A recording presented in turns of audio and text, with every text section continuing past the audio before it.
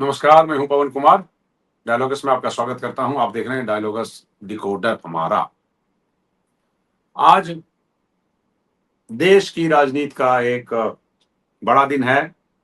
वो दिन जब जनता ये फैसला करती है कि आगे आने वाला 5 साल कैसा होगा। अलग अलग राज्यों में अलग अलग रुझान, अलग अलग तस्वीरें, अलग अलग जनता का मूड और अलग अलग 5 साल के क्या रंग होंगे, वो सब अलग अलग। और चुनावी कवरेज में जितना अभी तक हमने देखा है, वो जब मैं आपके पास 11 बजे हाजिर हुआ हूँ, बैठ रहा हूँ आपके साथ, अ, तब तक के ट्रेंड लेकर बैठा हूँ। और जो ट्रेंड दिख रहे हैं उसमें दो सरप्राइज एलिमेंट हैं इस बार 4 राज्यों के चुनाव और उसके रुझान रिजल्ट में। अ, पहला सरप्राइज है वेस्ट बंगाल, जहाँ पे पिछड़ रही हैं ममता, जहाँ पे वेस्ट बंगाल में 293 सीटों पर चुनाव हुए हैं। अ, और उसमें से करीब 278 सीटों के रुझान अब तक मिले हैं। भारतीय जनता पार्टी 142 पे आगे चल रही है जब हम आपके साथ मुखातिब हैं, और टीएमसी 133 सीटों पर आगे चल रही है।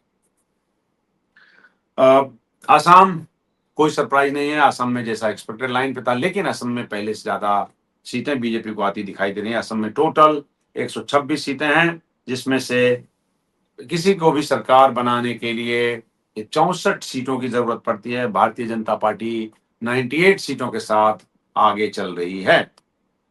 अब आ जाइए तमिलनाडु। तमिलनाडु में 234 सीटों पर चुनाव हुए और 118 सीटें चाहिए वहां पे।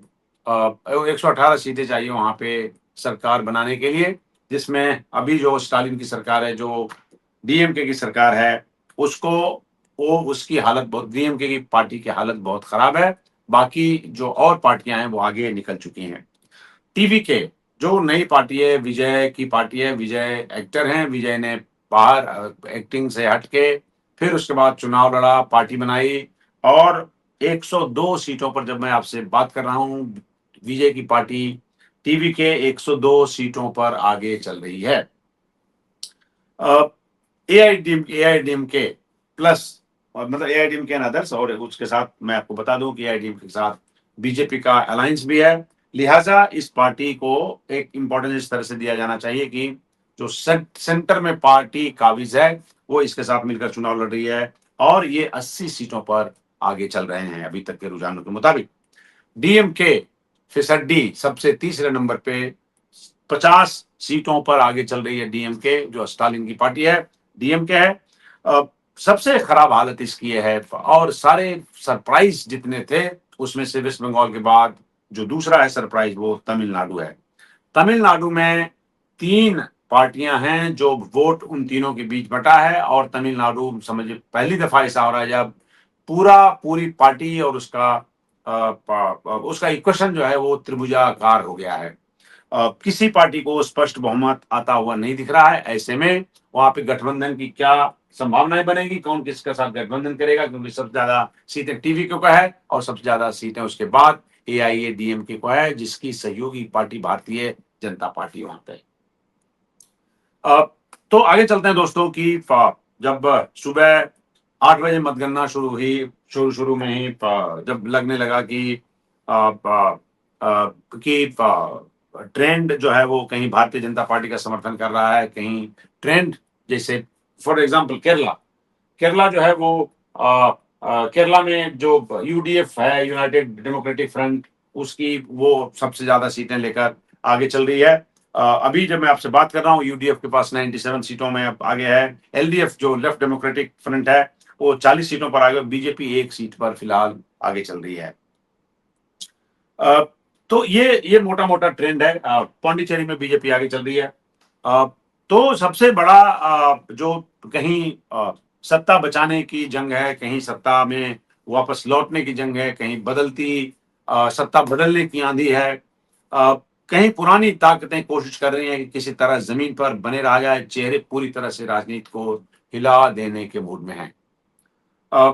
सबसे जैसा कि हमने आपसे बात की, सबसे बड़ी, सबसे कड़ी नजर जो है वो पश्चिम बंगाल पे है, जहां मुकाबला सिर्फ सीटों का नहीं है, जहां पे एक नया राजनीतिक प्रयोग है।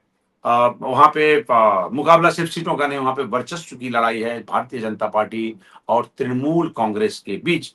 यहाँ की हर सीट पर प्रतिष्ठा दांव पर लगी है। अ, बहुत ही टफ लड़ाई है, और अभी भी ज्यादा सीटों का आगे पीछे नहीं है। थोड़ा सा वोट अगर इधर उधर हो जाए तो क्या पता कोई और पार्टी, बीजेपी नीचे आ सकती है, तृणमूल का पार्टी ऊपर जा सकती है, लेकिन फिलहाल इसके आसार नहीं दिख रहे हैं।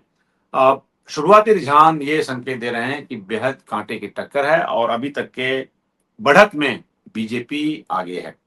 अ, उधर तमिलनाडु से, जैसा कि मैंने आपसे कहा, जो तस्वीर निकल रही है उससे पूरे, उसने सबसे ज्यादा पूरे देश को चौंकाया है। वो ऐसे चौंकाया है कि एक नया राजनीतिक प्रयोग वहां पे हुआ, जिसमें विजय ने एक नया चेहरा है, नया प्रयोग किया है। और जो पहले से, ये देखिए ये विजय साहब हैं, ये वहां पर नई पार्टी के साथ हैं, नए नेता हैं, लेकिन उन्होंने पहली दफा चुनाव लड़के 100 से ज्यादा सीटों पर जीत हासिल करने की तरफ जा रहे हैं। कहीं से ये नहीं लग रहा था चुनाव से पहले कि विजय जो जमीन पर दिख रहा था उसके आधार पर भी, और जो कुछ राजनीतिक का जो पोल, एग्जिट पोल हुए उसके आधार पर भी, कि विजय की ये स्थिति हो जाएगी कि विजय वहां पे सबसे बड़ी पार्टी के रूप में सामने आएंगे।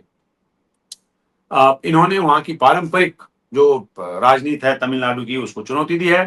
तो शुरुआती रुझानों में नए जो खिलाड़ी हैं, विजय साहब पुराने समीकरणों को तोड़ने की कोशिश इन्होंने की है और सफल हुए हैं। जिसमें जिसमें जो दक्षिण की राजनीति, जो द्रविड़ राजनीति है तमिलनाडु में, जिसका बोलबाला है पिछले 50 सालों से, उसमें एक बड़ी दरार आती हुई दिख रही है। बहुत बड़ा बदलाव होने जा रहा है, मुकाबला दिलचस्प है, और अभी देखना है कि अभी आगे कैसी सीट का कन्फिग्रेशन कैसे बनता है। अ, असम की राजनीति में बात करें, यहाँ सत्ता में निरंतरता दिख रही है, बदलाव का सवाल यहाँ पे दिख नहीं रहा है। क्या जनता यहाँ पे एक बार स्थिरता को चुनेगी, जो कि चुनती हुई दिख रही है, या बदलाव का रास्ता अपनाएगी, जिससे चांस नहीं है अब। ये असम सबसे ज्यादा, अगर कहीं एक्सपेक्टेड लाइन पे रिजल्ट है तो असम में है, बल्कि जितना एक्सपेक्टेड था उससे बेहतर है। केरल में हमेशा वैचारिक लड़ाई चरम पर रही है। लेफ्ट बनाम कांग्रेस, अ, जब स्थानीय निकाय के चुनाव हुए थे नवंबर में, उसी समय दिखाई दे गया था कि आने वाले समय में अ, कांग्रेस उलट पलट करने वाली है और सत्ता पे कब्जा करने वाली है। वहां पे 2 टर्म में ऑलरेडी एलडीएफ शासन कर चुका है। अ, ये वो जगह है जहां पे सरकार ही नहीं, विचारधारा तय होती है। जीत हार तय होती है विचारधारा से, और इस बार भी टक्कर सीधा और बेहद अहम है। तो इन 4 राज्यों में जो चुनाव के परिणाम देख रहे हैं, चुनाव के रुझान देख रहे हैं, वो सिर्फ क्षेत्रीय राजनीति तक सीमित नहीं रहेंगे। भारतीय जनता पार्टी के 2-3, जब मैं आपके साथ बैठ रहा था, 2-3 सीटों पे केरला में भारतीय जनता पार्टी के कैंडिडेट आगे चल रहे थे, और ये क्या आने वाले समय में मोदी जी जब 2029 का चुनाव लड़ेंगे, भारतीय जनता पार्टी 5 साल पूरे करेंगे 2024 के चुनाव के बाद, तो ये जो सत्ता और राज्यों में जो सत्ता में फेरबदल हो रहा है, उसका राष्ट्रीय राजनीति में, उसका बीजेपी की स्ट्रेटजी में, वो दूसरी तरफ जो बाकी विपक्षी पार्टियां हैं, उनके स्ट्रेटजी में आगे चल के क्या परिवर्तन होने जा रहा है, इन सब पर हम परत दर परत आज बात करेंगे। कौन मजबूत होगा, किसकी राजनीति सफल होगी, और उन दो क्या 2029 की राजनीति की नींव आज इन 4 राज्यों के माध्यम से रखी जाने वाली है। आपको बता दूं, मैं अगले फरवरी के आसपास यूपी में चुनाव होने हैं, पंजाब में चुनाव होने हैं, एक राउंड और चुनाव होने 4-5 राज्यों के, उसके बाद 2029 का चुनाव आएगा। तो इन सब रुझानों के साथ हम आज विश्लेषण दोस्तों ये करेंगे कि क्या अभी इस वक्त जब हम आपसे बात कर रहे हैं, इन राज्यों के चुनावों का क्या महत्व है। अ, क्या बीजेपी अगर वेस्ट बंगाल में आती है तो कैसे वेस्ट बंगाल में क्या सुधार होगा। 15 साल से वहां पर ममता, टीएमसी की ममता काबिज है। ममता अभी चुनाव जीत रही है। एक बार ममता की तस्वीरें दिखाइएगा आप, ममता बनर्जी की। ममता बनर्जी भवानीपुर से चुनाव लड़ रही है, और अभी भवानीपुर से जब मैं आपके साथ बात करने के लिए बैठा था, तो ममता बनर्जी, बेशक उनकी पार्टी पीछे चल रही हो बीजेपी से, लेकिन ममता बनर्जी अपनी सीट पर शुभेंदु अधिकारी से आगे चल रहे हैं। तो ओवरऑल तस्वीर दोस्तों वही है, हम जो आपसे कह रहे थे कि पश्चिम बंगाल है, तमिलनाडु है, केरल है, जहां पे कड़ी टक्कर दिखाई दे रही है। हम ये चुनाव क्या कहता है, कहां ले जाता है? जब हम बात करते हैं राज्य के चुनाव की, तो राज्य का चुनाव अब आने वाले समय में क्या ये नई राजनीति का उदय होगा? क्या तमिलनाडु में जब टीवी के विजय, जब वहां पे अ, उनका राइज हुआ है, तो क्या ये फिर से सेलिब्रिटी, देखिए इनकी तस्वीर एक बार देखिए, क्या तमिलनाडु में जो सेलिब्रिटी लेड पार्टी दुबई एक बनी है, वो क्या पहले पुरानी जो पार्टियां हैं उसको रिप्लेस करेंगी? क्या उसको कमजोर करेंगी?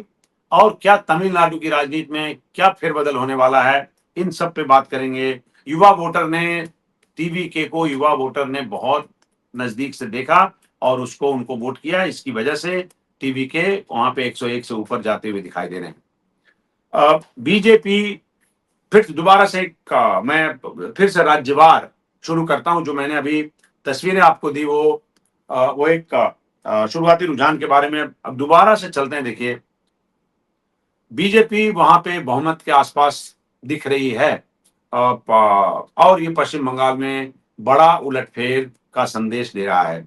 कई सीटों पर टीएमसी पीछे है। शुरुआती जो आंकड़े हैं अभी तक के, उसमें बीजेपी 148 के आसपास, जब मैं आपके पास बैठा हूं, बीजेपी 148 के पास आसपास घूम रही है।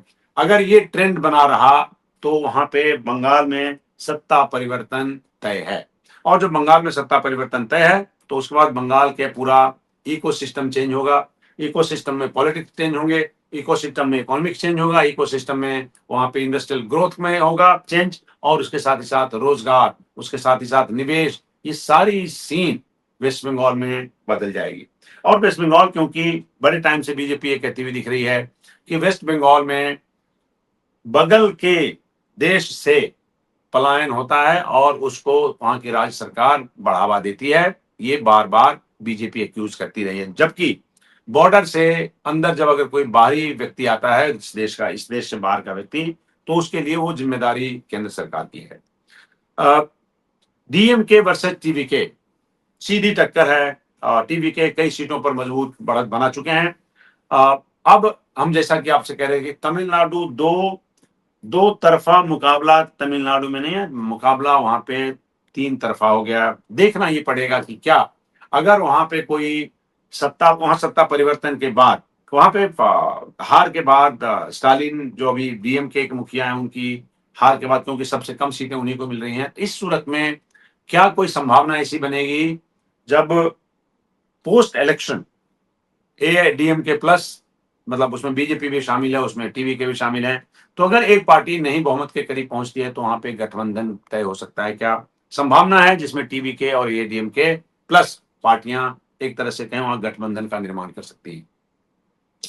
असम में ज्यादा इधर उधर करने की कोई गुंजाइश दोस्तों नहीं है। जब हम बात करते हैं असम की, तो हम बात कर रहे होते हैं कि वहां पे 126 सीटें हैं, जिसमें से सत्ता में आने, देखिए हिमंत विश्व शर्मा ये साहब हैं जो वहां के अभी असम के मुख्यमंत्री हैं, और ये पहले ही से, चुनाव के पहले ही से एग्रेसिव थे पार्टी में, चुनावों में, चुनाव प्रचार में, और खासकर जो कांग्रेस में पवन खेरा के साथ इनका विवाद हुआ, उस पर भी देखा आपने, शुरू से ये अग्रेशन बनाए हुए हैं, और उस अग्रेशन का फायदा इनको, असम भी एक बॉर्डर स्टेट है जिसमें आज का फायदा इनको चुनावों में होता हुआ दिख रहा है। बीजेपी 98 सीटों पर आगे चल रही है। असम में 126 टोटल सीटें हैं, और उसमें से 64 सीटें जीतनी चाहिए सत्ता में आने के लिए, एक मार्क ऊपर के लिए। तो जब हम असम की बात करते हैं, तो 98 सीटों, 100 सीटों पे बीजेपी आगे चल रही है। असम बिल्कुल गिवन केस है, और असम में किसी प्रकार की कोई इधर उधर की बात देखने को फिलहाल नहीं मिल रही है। बीजेपी की हैट्रिक असम में तय है, और नॉर्थ ईस्ट में बीजेपी का सबसे मजबूत किला समझिए वो असम बनकर उभरा है। एक निगाह डालते हैं भी केरल पर। केरल में कांग्रेस यूडीएफ एक सत्ता के करीब, जैसा कि हमने आपसे कहा कि 97 सीटों पे यूडीएफ आगे चल रही है, और एलडीएफ 40 सीट पे, बीजेपी एक सीट पे। इसका मतलब ये हुआ कि एलडीएफ अभी बहुत पीछे है, और केरल का हर बार जो सत्ता बदलने का ट्रेंड है, वो पिछली बार गड़बड़ा गया था।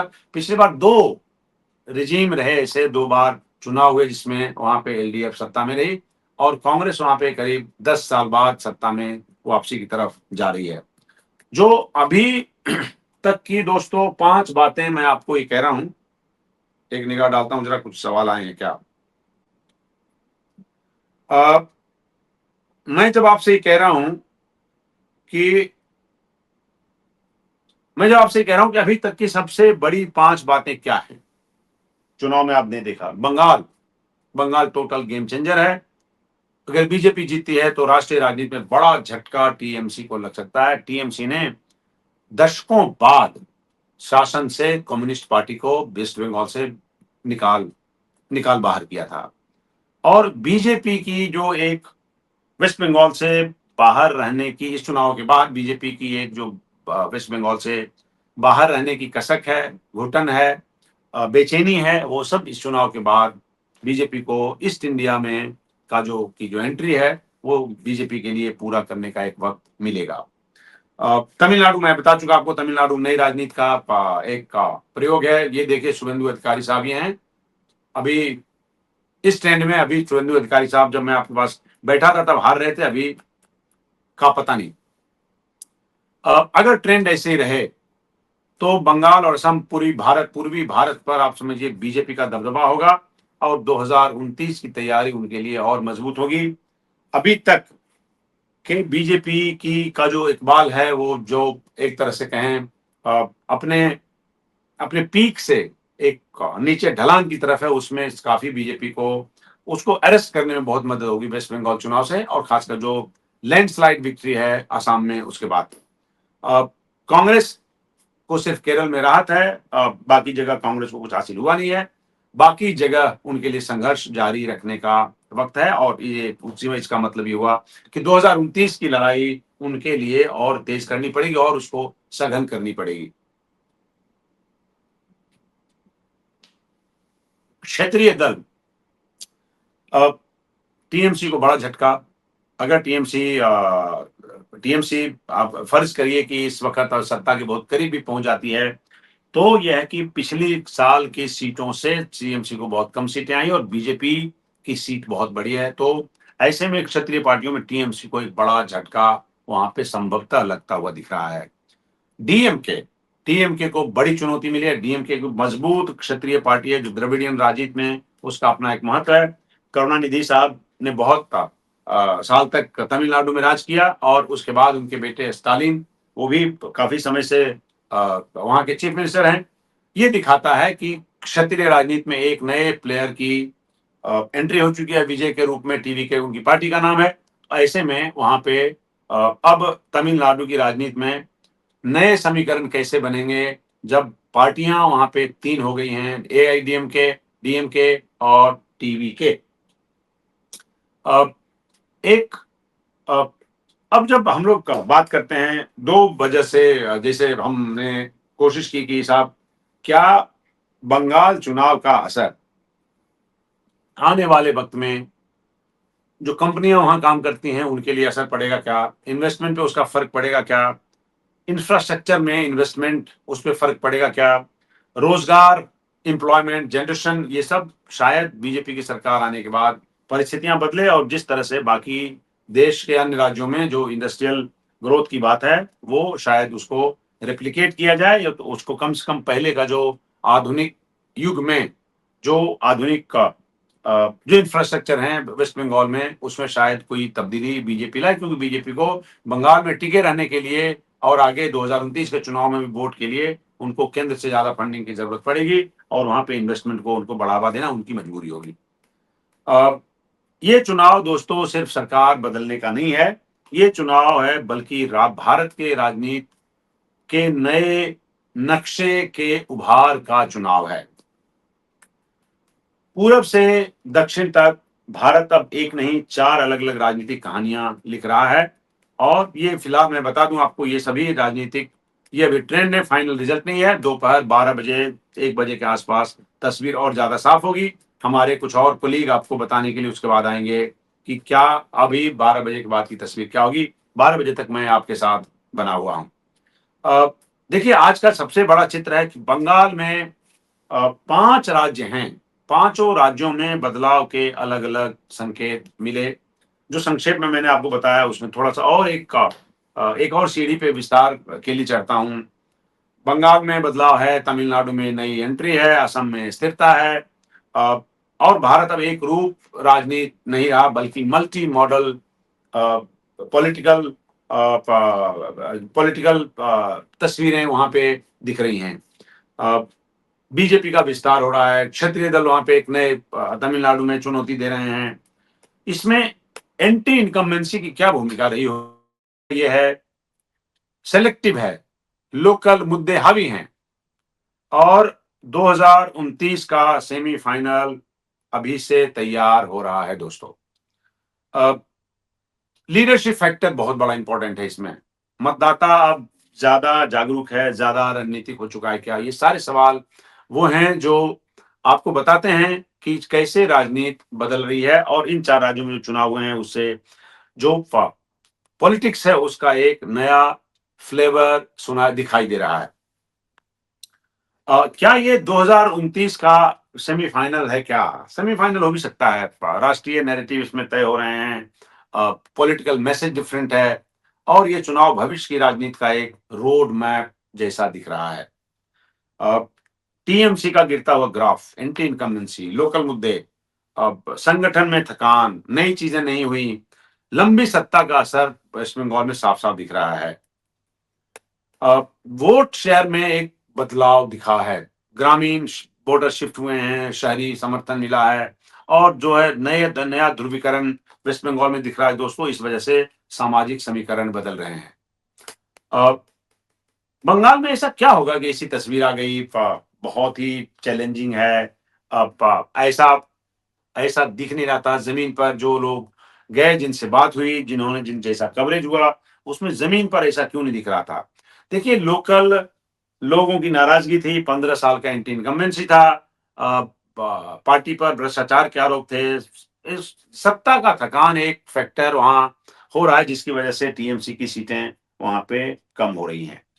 अ, दूसरी तरफ बीजेपी ने ग्राउंड नेटवर्क तैयार किया, बूथ लेवल पे मैनेजमेंट हुआ, संगठन का विस्तार किया, संगठन में मजबूती दी, उनके काडरों को सक्रिय किया। जो पिछली बार 2024 के चुनाव में जिस तरह से बीजेपी को झटका लगा था, उस हिसाब से बीजेपी ने फिर से रिसरेक्शन किया। बीजेपी ने बेल्ट टाइट करके फिर मैदान में उतरे। तो बीजेपी ने संगठन से चुनाव जीतने का जो एक जज्बा दिखाया है, वो मेरे ख्याल से वो बहुत इंपॉर्टेंट है। ध्रुवीकरण, वेस्ट बंगाल में ध्रुवीकरण की क्या भूमिका रही? बहुत बड़ी भूमिका है वहां पे। पॉलिटिकल रूप से जो उसमें धार्मिक और सामाजिक रूप से जो पोलराइजेशन हुआ है, वो बहुत वो बहुत अहम है, और जिसकी वजह से बीजेपी वहां पे टीएमसी को पीछे धक्का देने में कामयाब रही है। लगातार टीएमसी शिकायत करती रही कि साहब ऐसा है, केंद्र सरकार की फंडिंग में दिक्कत होती है, जिसमें मनरेगा एक स्कीम है, ये सभी इन सभी योजनाओं का भी केंद्र बनाम जो राज्य के संबंध रहे, इसमें राज्य सरकारों के जो कई स्कीम हैं उसमें से बीजेपी के फंडिंग के देरी होने से देरी हुई, और इस वजह से शायद टीएमसी के अनपॉपुलर होने का एक ये भी रीजन रहा होगा। पॉलिटिकल क्लैशेस का केंद्र और राज्य समीकरण का बड़ा मुद्दा बना, ये एक बहुत बड़ी बात है वहां पे। ये सब वो फैक्टर्स हैं जिसकी वजह से ममता को काम करने में दिक्कतें शायद आई होंगी, और ममता को अनपॉपुलर होने में इन सब की भूमिका रही है। अब तमिलनाडु में ऐसा क्या हुआ होगा? तमिलनाडु में 10 साल की सरकार थी, कड़ी टक्कर थी, नई राजनीति है, वोट का बंटवारा हुआ, और जो पारंपरिक राजनीति अभी तक का हुआ, जो पिछले कई दशकों से एआईएडीएमके और डीएमके के बीच था, वो टूटकर विजय की पार्टी टीवी के पाले में आता हुआ दिख रहा है। अब युवा वोट है, तमिलनाडु में जैसा देखने को मिला कि युवाओं ने वोट किया है टीवीके को। विजय की सभाओं में भीड़, साथ ही साथ विजय की अपील, और विजय के साथ जो एसोसिएशन है, जो को रिलेशन है वो युवाओं का, वो बड़ा तगड़ा रहा, उसमें काफी इंटेंसिटी दिखी गई। तो उनका फैन बेस, एक तो फैन बेस भी उनका है, दूसरा जो युवा वोट है, उनके युवा वोट ने उनके लिए वोट किया। एक नया फेस है, तो लिहाजा एक नए किस्म का ट्रस्ट डेवलप हुआ। कोई पुरानी शिकायतें नहीं है, कोई इनकम्बेंसी उनके खिलाफ नहीं है, कोई लेगेसी का बोझ विजय के ऊपर नहीं था। लिहाजा विजय इस पार्टी इस चुनाव में सबसे बड़ी पार्टी के तौर पर उभरता हुआ दिख रहे हैं। फिर से तमिलनाडु की पॉलिटिक्स में एक बार फिर सिनेमा की एंट्री होती हुई दिख रही है। ये भी एक बड़ा क्यूरियोसिटी फैक्टर हो सकता है। एआईएडीएमके में गिरावट है, बट पहले की तुलना में उनका उनका ट्रस्ट फैक्टर कम हुआ है, लेकिन इसके बावजूद आप देखेंगे तो डीएमसी से उनकी ज्यादा सीट आ रही है, वोट शिफ्ट हुआ है, संगठन उनका कमजोर हुआ है, लेकिन जो है उम्मीद से ज्यादा बेहतर प्रदर्शन एआईडीएम के वहां पे कर रही है। अब इसका असर ये होगा क्या वहां पे, जैसा कि हमने बोला कि वहां पे ट्रायंगुलर पॉलिटिक्स वहां पे डेवलप हो रहा है, और फिर वही कि क्या आगे चल के तमिलनाडु की पॉलिटिक्स में हम लोग कोई गठबंधन का युग देखने जा रहे हैं क्या, ये एक बड़ा सवाल है। क्योंकि सवाल सरकार बनाने के नाम का है, सवाल सरकार बनाने पे जहां पे अनिश्चितता घनघोर दिख रही है और स्थिरता वहां पे एक चुनौती के तौर पर सामने आ रही है। केरल केरल में सत्ता परिवर्तन, यूडीएफ पीछे, एलडीएफ पीछे, यूडीएफ आगे, पारंपरिक रोटेशन है, लेकिन पारंपरिक रोटेशन को थोड़ा सा ब्रेक किया है। वैचारिक राजनीति यहाँ पे केरल का मॉडल दोस्तों चल रहा है। अब जब हम बात करते हैं इसकी, तो दिखाई देता है कि क्या जो बंगाल में हुआ है वो किस बात का संकेत देता है, उसका राष्ट्रीय राजनीति पर क्या फर्क पड़ेगा, तमिलनाडु में हुआ उसका राष्ट्रीय राजनीति पर क्या फर्क पड़ेगा, और बीजेपी का भविष्य आगे आने वाले समय में क्या है। बीजेपी पिछले 2024 के चुनावों के बाद जब 240 सीटें आ गई बीजेपी की 303 से घटकर, तो बीजेपी के लिए एक चैलेंज था। बीजेपी को लगा कि वो डाउन हिल पे है। बीजेपी ने रिसरेक्शन के बहुत सारे प्रयास किए भी, उसके लिए बहुत प्रपंच किए। इससे बीजेपी का भविष्य है कि बीजेपी विस्तार, बीजेपी का जारी, बीजेपी को एक नया कॉन्फिडेंस हासिल करने में बंगाल के बाद एक नई मदद मिलेगी, बीजेपी में एक नई ऊर्जा आएगी, और अगले साल के 4 चुनावों से पहले, जहां पंजाब में चुनाव होना है, गोवा में चुनाव होना है, उत्तराखंड में चुनाव होना है और उत्तर प्रदेश में चुनाव होना है, जो बीजेपी के लिए सबसे बड़ी सम्मान और इज्जत का विषय रहेगा। दूसरा, बीजेपी का भविष्य क्या, पूर्व में इस साइड में बीजेपी मजबूत हुई है। 2029 की तैयारी बीजेपी के लिए आसान होगा, उसमें नई ऊर्जा के साथ, नए उत्साह के साथ 2029 की तैयारी बीजेपी कर सकती है। बीजेपी राष्ट्रीय राजनीति में राष्ट्रीय पार्टी के रूप में मजबूत बनकर उभरी है, और पैन इंडिया बीजेपी के लिए स्टेब्लिश होना आसान हो गया है। अब जब कांग्रेस चुनाव लड़ रही है, कांग्रेस का चुनाव लड़ना ऐसा लगता है, ऐसे कई टापुओं पे चुनाव हो रहा है, उसमें से एक टापू पे एक टापू पे कांग्रेस पार्टी चुनाव लड़ती हुई दिख रही है। सीमित राज्यों में कांग्रेस का प्रभाव दिख रहा है। केरल पर निर्भरता है। केरल में देखा आपने कि किस तरह से 100 केरल में किस तरह से 140 में से 97 पर, जब मैं आपके साथ बैठा हूँ, 97 100 के आसपास वहां पे कांग्रेस पार्टी मतलब यूडीएफ आगे चल रही है। संगठन कांग्रेस का कमजोर है, ये सभी जगह राज्यों में दिखाई देता है।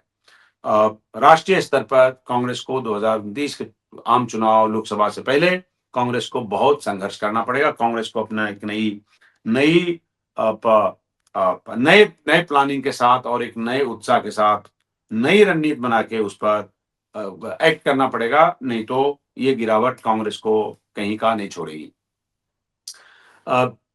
दो क्षत्रिय दल हैं, क्षत्रिय दल में जो डिक्लाइन हो रहा है वो अभी होता हुआ दिख रहा है चुनाव में टीएमसी का, और इसमें डिक्लाइन होता हुआ दिखाई दे रहा है डीएमके का। उन पर दबाव बढ़ा है नए, क्योंकि नए खिलाड़ी वहां पर उभर कर तमिलनाडु में आ गए हैं। गठबंधन मजबूरी हो गई है। क्षत्रिय दल खत्म हो जाएंगे क्या, अभी कहना जल्दबाजी होगी, लेकिन कमजोर जरूर होंगे। नया शक्ति संतुलन कायम होगा। अब दोस्तों एक निगाह हम डालते हैं कि क्या इन सब जगहों पे भारतीय जनता पार्टी, जैसे वेस्ट बंगाल में भारतीय जनता पार्टी आ जाएगी, जो रुझान दिख रहे हैं उसके हिसाब से, तो उसका क्या फर्क पड़ेगा देश के आर्थिक। जब मैं आपके साथ बैठता हूं तो बार बार मुझे याद आता है कि इस पे बात कर लेते हैं कि क्या इकोनॉमिक कंडीशन देश की कैसी है, और उसमें भारतीय जनता पार्टी अगर किसी राज्य में भी जीतती है तो उसका देश के इकोनॉमिक सिनेरियो के लिए क्या मतलब होता है।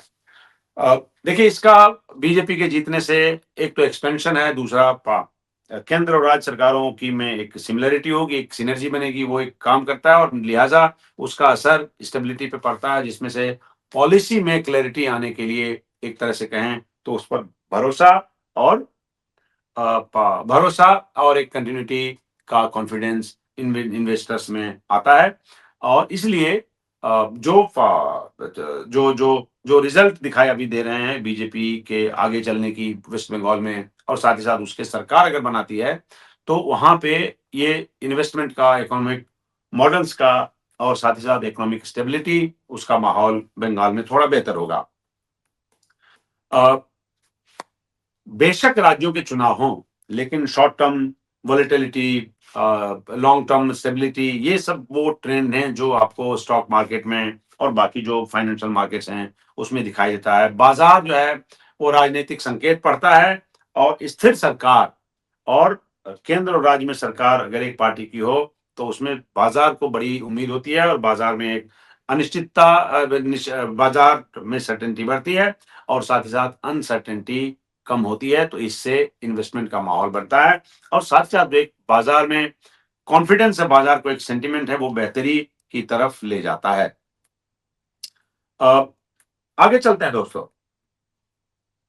जब अभी हम बात कर रहे हैं बाजार की, रोजगार बड़ा चुनावी मुद्दा रहा वेस्ट बंगाल में भी, क्योंकि बीजेपी ने कहा कि साहब ऐसा है कि तृणमूल के सरकार के तृणमूल सरकार के राज में रोजगार सबसे ज्यादा कॉम्प्रोमाइज हुआ है, और जो युवक हैं उनके लिए रोजगार नहीं रहे, लिहाजा उनके भटकाव की लगातार संभावना बनी रही।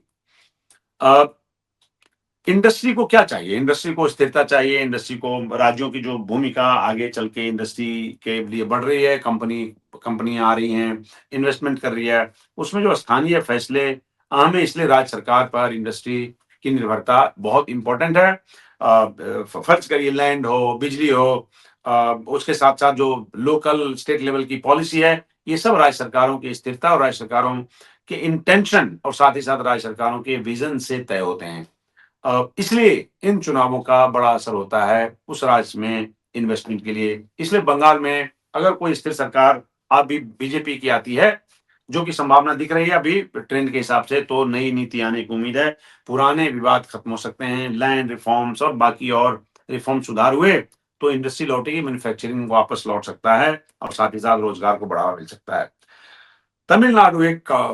तमिलनाडु में एक नई पार्टी आ गई है, वो गठबंधन बनाएगी, लिहाजा वहां पे एक तरह से कहें तो थोड़ी सी अनसर्टेनिटी इंडस्ट्री के कैनवस पे हो सकता है, भले राजनीति बदले या नहीं, पर उसका इकोसिस्टम वहां पे ऐसा बनेगा जहां पे शुरुआती रुझान जो होंगे वो तमिलनाडु के इंडस्ट्रियल हब के लिए वो थोड़ी सी दिक्कत पैदा कर सकते हैं।